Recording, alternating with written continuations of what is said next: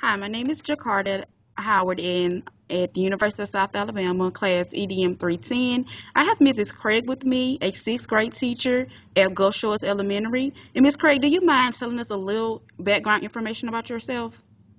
Sure. I graduated from University of South Alabama in 2001. I've been teaching 14 years. I spent 1 year as a math coach with AmSty USA and missed the classroom so much that I came back to the classroom in the process of transitioning from sixth grade to fourth grade. I'll be teaching fourth grade math this coming up year. Okay. Well, thank you for sharing. Now, we have been learning a little bit about project-based learning. Now, since you're transitioning to another grade and you're going to be doing basically math, is that correct? Doing math, science, and social studies. Okay. Now, have you worked on different projects with project-based learning for the math since you're moving to another grade? In sixth grade, I was primarily language arts, Mhm. but I did some science in my classroom as well, which is what I'll be doing also in fourth grade. Right, Um, Quite a bit with project-based learning with science and social studies. That's how we bring it all together. right, Um, Math, I haven't quite gotten in to see how we're going to work all that out, but right. we'll have it pulled in because in sixth grade, our math teachers did pull quite a bit into the math curriculum. But I primarily see it in science and social studies. Okay. Now, since you have been working with project-based learning, do you see a difference? Are the students more eager to learn since they're doing project-based learning versus the traditional education? Absolutely, because it's kind of like they're leaders of their own learning. So not only do I have the major essential question up, but then it kind of leads it for them to be able to branch off and find what they're interested in under that umbrella. So sometimes they may be taking it in a direction that I didn't even anticipate, but it like makes it much more authentic because it's truly what they want to learn. And so they get a lot more out of it and they're truly learning the material. Right. And what about the parents? Are the parents more involved with it? Because I'm pretty sure they're probably like me when I was going to school. We didn't have project-based learning.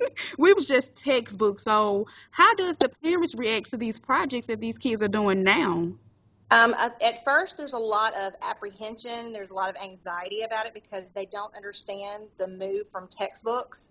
Once they see what their kids are capable of doing and they realize that it's not outside the classroom projects, because I think that's what, when they hear projects, that's what they immediately think is, oh Right. my God, it's going to be something I have to do with them at home. And that's not the case. There's so much that goes on in the classroom that when the kids are doing things at home and showing their parents, the parents realize, you know, this is not even what I thought it was going to be, and they Right. see the true value in Right, exactly. And I probably would be one of those parents like, hold up, wait, I don't know anything about this. Let me call Miss Craig. it. So, out of the 14 years you have been teaching, what is like one of the best projects you have done with project-based learning that the children really enjoyed doing? The last couple years in sixth grade, we've actually done something, it kind of fell under problem based Hmm. because what we had was an issue with the beaches here. Right.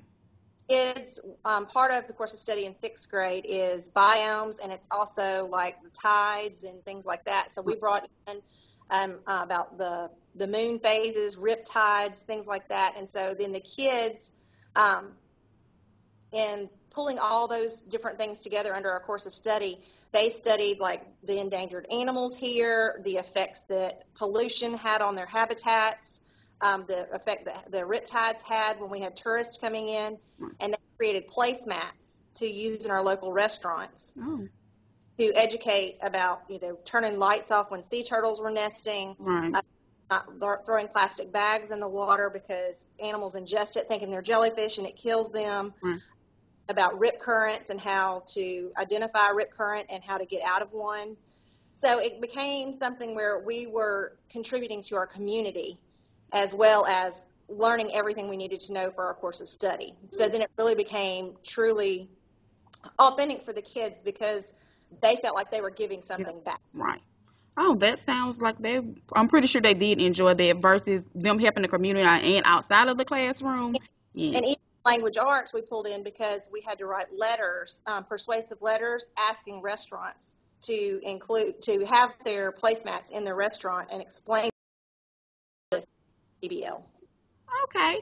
Well, I do appreciate your time and you taking out the time to actually answer some of my questions. It was a pleasure meeting you, and I hope you enjoy the rest of your summer and have a great school year. Thank you. Thank you so much. You have a good day. You too. Bye.